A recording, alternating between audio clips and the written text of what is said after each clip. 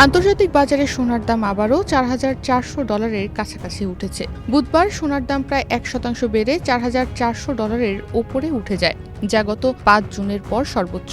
ডিসেম্বরে সরবরাহের মার্কিন গোল্ড ফিউচারও 0.6% কমে $৪,440.80 দাঁড়ায়। বিশ্ববাজারের এমন পরিবর্তনের কারণে 3 দফায় দেশের বাজারে সোনার দাম $7,115 বাড়িয়েছে Bangladesh jewellers association BAJUS. 13 August বৃহস্পতিবার সকাল 10টা থেকে ভ্যাটসহ 22 ক্যারেটের প্রতি ভরি সোনার গয়নার দাম $1,633 বাড়িয়ে 2,36,779 টাকায় বিক্রি হচ্ছে। সোনার গহনার দাম বাড়ানো হলেও রূপার গহনার দাম অপরিবর্তিত রয়েছে।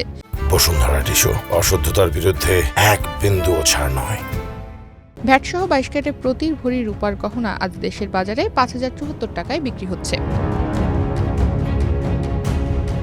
বাজার বিশ্লেষকদের মতে বৃহস্পতিবার 2 মাসের বেশি সময়ের মধ্যে সর্বোচ্চ পর্যায়ে পৌঁছানোর পর অবশ্য কিছুটা কমেছে মূল্যবান এই ধাতুর দাম। তবে চলতি আগস্টেই এখন পর্যন্ত সোনার দাম বেড়েছে 8% বেশি। মূলত যুক্তরাষ্ট্রের মূল্যস্ফীতি কমে আসা এবং ফেডারেল রিজার্ভের সুদ হার বাড়ানোর সম্ভাবনা কমে যাওয়ায় সোনার বাজারে ঊর্ধ্বমুখী প্রবণতা তৈরি হয়েছে। নতুন মূল্য অনুযায়ী 13 আগস্ট বৃহস্পতিবার সকাল 10টা থেকে 22 ক্যারেটের প্রতি ভরি সোনার গহনার দাম $1,633 বাড়িয়ে নতুন দাম নির্ধারণ করা হয়েছে $2,36,779 টাকা।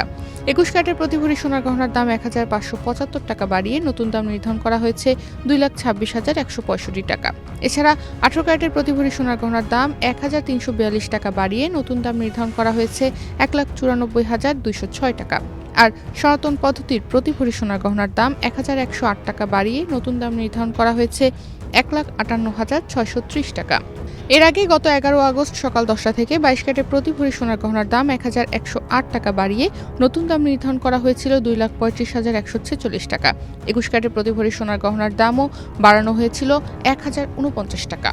গত কয়েক বছর ধরে বলতে গেলে ধারাবাহিকভাবে বেড়েছে সোনার দাম। তবে 2026 সালের শুরুতে দেশের বাজারে 22 ক্যারেটের প্রতি ভরি সোনা 2,24,182 টাকায় বিক্রি শুরু হয়। 2026 সালের জানুয়ারি থেকে এই পর্যন্ত দেশের বাজারে মোট 102 বার সোনার দাম সমন্বয় করা হয়েছে। এর মধ্যে 53 বার সোনার দাম বাড়ানো হয়েছে এবং কমানো হয়েছে 49 বার। 13 আগস্ট বৃহস্পতিবার সকালে সোনার নতুন দাম নির্ধারণ করে বিজ্ঞপ্তি দিয়েছে বাজুস। এতে বলা হয় স্থানীয় বাজারে তেজাবি স্বর্ণ বা পিওর গোল্ডের দাম বৃদ্ধি পেয়েছে। এ কারণে সোনার দাম সমন্বয়ের সিদ্ধান্ত নিয়েছে বাজুস। বাজুসের বিজ্ঞপ্তিতে আরও জানানো হয়, পরবর্তী সিদ্ধান্ত না আসা পর্যন্ত দেশের সব জুয়েলারি দোকানে এই মূল্যই কার্যকর থাকবে। অলংকার ডিজাইনের উপর ভিত্তি করে মজুরিও যুক্ত হবে, তবে বিক্রয় মূল্যের সঙ্গে ভ্যাট অন্তর্ভুক্ত থাকায় গ্রাহকদের আলাদাভাবে কোনো ভ্যাট দিতে হবে না। বিশ্লেষকদের মতে সোনার দাম বাড়ার পেছনে সবচেয়ে বড় ভূমিকা রাখছে এই মুহূর্তে যুক্তরাষ্ট্রের সুদ হার নিয়ে বাজারের প্রত্যাশার পরিবর্তন। বুধবার প্রকাশিত তথ্য অনুযায়ী জুলাইয়ে যুক্তরাষ্ট্রের ভোক্তা মূল্যসূচক বা সিপিআই 1 বছরের ব্যবধানে 3.4% বেড়েছে। জুনে এই হার ছিল 3.5%, অর্থাৎ মূল্যস্ফীতি টানা দ্বিতীয় মাসের মতো কমেছে। মূল্যস্ফীতি কমে আসা সেপ্টেম্বরের বৈঠকে ফেড সুদের হার বাড়াবে এমন প্রত্যাশাও কমছে। বাজারে এখন সেপ্টেম্বরের সুদ হার বাড়ানোর সম্ভাবনা প্রায় 40% হিসেবে দেখা হচ্ছে, যা এক সপ্তাহ আগেও ছিল প্রায় 54%। সুদের হার কমার বা বাড়ার সম্ভাবনা কমে গেলে সাধারণত সোনার জন্য তা ইতিবাচক হয়ে ওঠে, কারণ সোনা কোনো সুদ দেয় না। ফলে সুদ হার কম থাকলে সুদ প্রদানকারী সম্পদের তুলনায় সোনা ধরে রাখার সুযোগ ব্যয় কমে যায়। এতে বিনিয়োগকারীদের কাছে সোনার আকর্ষণ বাড়ে। এর সঙ্গে যুক্ত হয়েছে যুক্তরাষ্ট্রের সাম্প্রতিক দুর্বল অর্থনৈতিক তথ্য। চাকরির বাজার সহ বিভিন্ন সূচকে দুর্বলতার ইঙ্গিত পাওয়ায় বিনিয়োগকারীরা ফেডের কাছ থেকে আগ্রাসী সুদহার নীতির প্রত্যাশা কমিয়ে আনছেন। এর ফলে সোনায় বিনিয়োগ বাড়ছে। এদিকে ভূরাজনৈতিক উত্তেজনাও সোনার দামকে সমর্থন করছে। ইরান ও যুক্তরাষ্ট্রের মধ্যে উপসাগরীয় যুদ্ধের স্থায়ী সমাধান নিয়ে আলোচনা এখনও অগ্রগতির কোনো মুখ দেখেনি। ফলে ভূরাজনৈতিক অনিশ্চয়তার সময় নিরাপদ বিনিয়োগ হিসেবে সোনার চাহিদা বাড়ছে। তবে বৃহস্পতিবারের কিছুটা দরপতন বাজার বিশ্লেষকেরা বড় ধরনের পতন হিসেবে দেখছে না, বরং সাম্প্রতিক দ্রুত উত্থানের পর বিনিয়োগকারীরা মুনাফা তুলে কিছুটা বিরতিতে গেছেন। এখন বাজারের নজর যুক্তরাষ্ট্রের প্রডিউসার প্রাইস ইন্ডেক্স বা পিপিআই এর প্রতিবেদনের দিকে।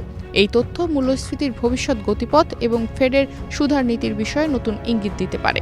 অর্থাৎ কমতে থাকা মূল্যস্ফীতি, ফেডের সুদহার বাড়ানোর সম্ভাবনা কমে যাওয়া, দুর্বল অর্থনৈতিক তথ্য এবং ভূরাজনৈতিক অনিশ্চয়তা, এই 4 কারণেই বর্তমানে সোনার দাম ঊর্ধ্বমুখী। তবে পরবর্তী দিক নির্দেশনা অনেকটাই নির্ভর করবে যুক্তরাষ্ট্রের পিপিআই ও ফেডের পরবর্তী নীতিগত সিদ্ধান্তের উপর, আর তার উপরই নির্ভর করছে দেশের বাজারে আগামী সময়ে সোনার দাম বাড়বে নাকি কমবে। তনিমা রহমান, বাংলাদেশ প্রতিদিন।